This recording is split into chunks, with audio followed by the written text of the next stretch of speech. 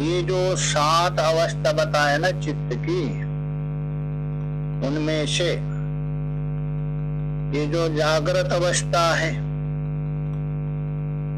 जागृत अवस्था का लक्षण बहुत जगह में किया है। जो इंद्रियों के द्वारा विषयों को हम ग्रहण कर रहे हैं, इंद्रिया और विषय संबंध से जो ज्ञान हो रहे, ये जागृत अवस्था है। और स्वप्नावस्था है बिना इंद्रियों से, संस्कार से ही उत्पन्न हुआ जो कल्पित पदार्थ का ज्ञान होता है,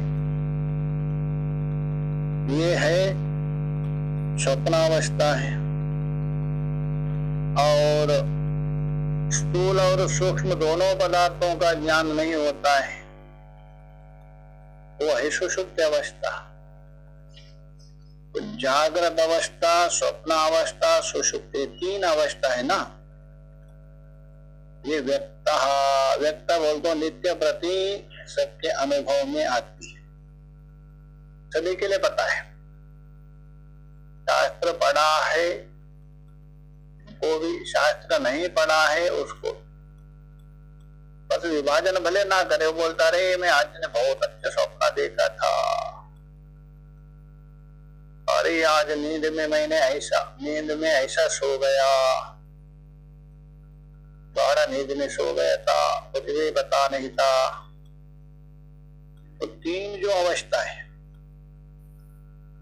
वो सदा सबके अनुभव में आती है, अतः इनका निरूपण करने की आवश्यकता नहीं, क्योंकि सबको पता है, सबको जानकारी है, तो निरूपण करें। मूढ़ा समाधिता मूर्छा मृत्यु तुर्यम च, तीसरी जो मूढ़ समाधि, चौथी मूर्छा मृत्यु तथा तुर्य, ये 4 अवस्था, ये जो है नित्य अनुभूतिता व्यक्ता, अर्थात ये नित्य अनुभूति स्वरूप आत्मा चेतन से ही प्रकाशित होती है। ऐसा सामान्य लोगों को नहीं होता है, किंतु नित्य अनुभूति का मतलब है सदा अनुभव स्वरूप कौन? आत्मा, साक्षी। उस साक्षी के द्वारा ही प्रकाशित होते, बाह्य से नहीं प्रकाशित हो सकते, मनादि से। पहले वाले आप इंद्रिया मन से कह सकते हैं, अनुमान से, हाँ, सुषुप्ति को भी आप अनुमान कर सकते हैं, उठने के बाद है ना अनुमान, किंतु ये अनुमान गम्य नहीं है, ये तो आत्म चैतन्य के द्वारा प्रकाशित होता। तो मूर्छावस्था, मूढ़ समाधि, मृत्यु और तुर्य, वही बोला मूढ़ समाधितः मूर्छा मृत्यु तुर्यम च नित्यानुभूतिता व्यक्तः, ये नित्यानुभूति के द्वारा ही अर्थात आत्म चैतन्य साक्षी से ही प्रकाशित होती है यह अवस्था। इसलिए 3 जो अवस्था प्रसिद्ध है सर्वसामान्य, ऐसा तो वो भी साक्षी भाषा, ऐसा नहीं है, तो उनकी विवरणाचार्य ने बता दिया है। ज्ञातता अज्ञाततः सर्वं साक्षी भाष्येवा, ज्ञातता हो अथवा अज्ञातता हो, दोनों रूप से साक्षी भाष्य है। तो इतना अंतर है, आपके अंतःकरण है ना, मन, वो इंद्रियों को माध्यम बनाकर विषय देश में जाता है। विषय देश में जो जा रहे हैं तदाकार रूप धारण करता है, विषय आकार, और उसी का नाम है वृत्ति, कहते प्रमाण।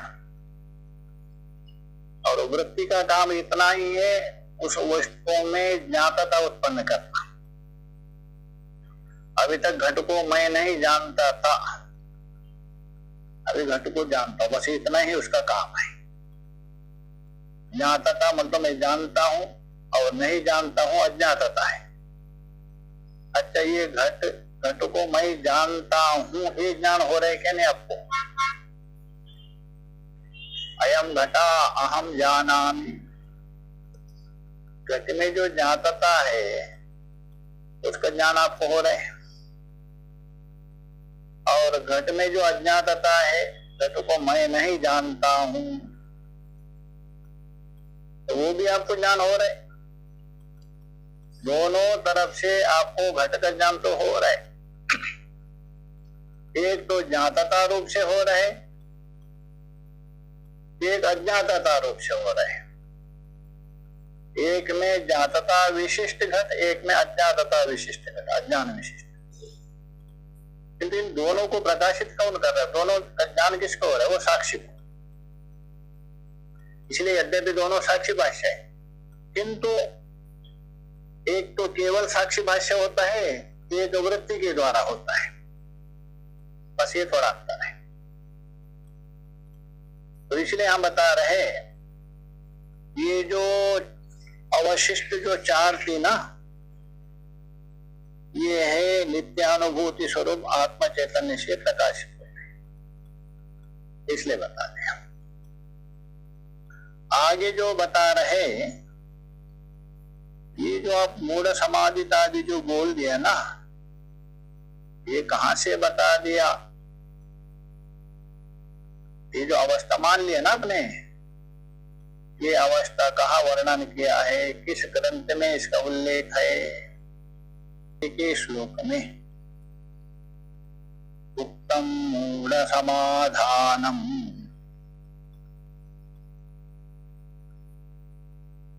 भव प्रत्यय संज्ञकम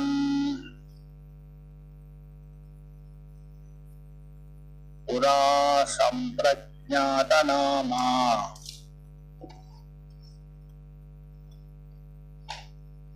समाधि भेद वर्णने।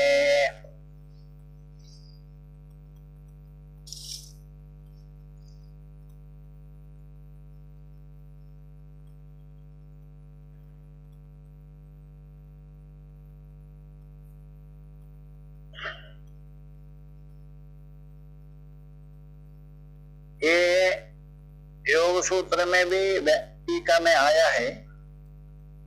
तो योग दीक्षा चिंतामणि नाम का एक ग्रंथ है योग को लेकर।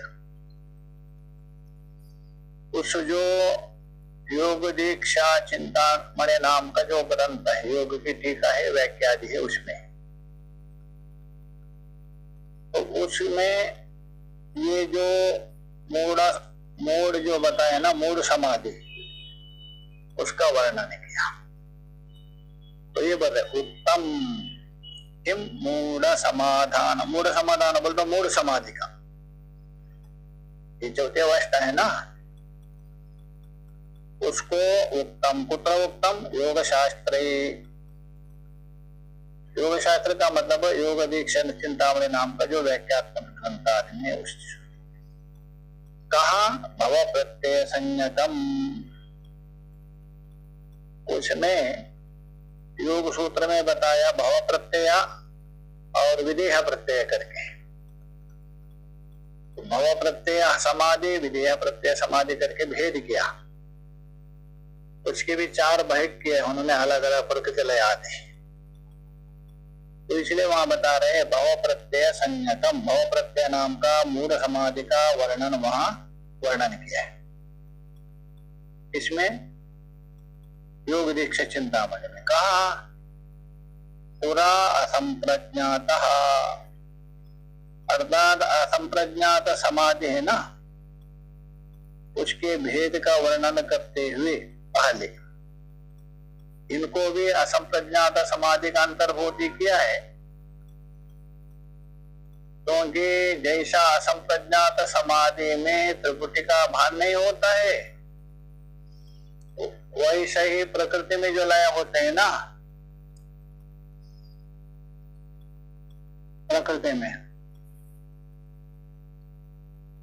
में जो लय होते हैं ना, उनको भी भान नहीं होता है। तो इतना अंश को लेकर उसको असंप्रज्ञात समाधि मानी।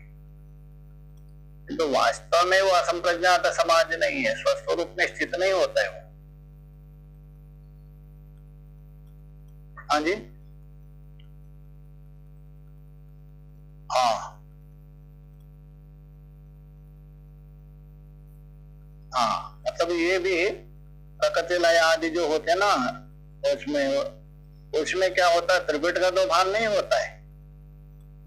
त्रिपुटी का भान ना होने के कारण उसको असंप्रज्ञात माना गया। किंतु असंप्रज्ञात समाधि होने पर भी जैसा असंप्रज्ञात समाधि में जो अपना स्वरूप तय होता है वैसा नहीं है वहां। उसके बाद वो मुक्त नहीं होंगे वहां से, क्योंकि प्रकृति में रहे हैं ना। तो प्रकृति का जब दोबारा होता है दोबारा सृष्टि हो जाएंगे, उसमें आ जाएंगे, ऐसे विचार किया। तो असंप्रज्ञात क्यों माना, बोले त्रिपुटी का भान नहीं हो रहा है उसको लेकर असंप्रज्ञात समाधि वर्त। तो इसलिए बता रहे हैं असंप्रज्ञात समाधि का भेद का वर्णन करते हुए पहले ये 4 प्रकार की बता दिया।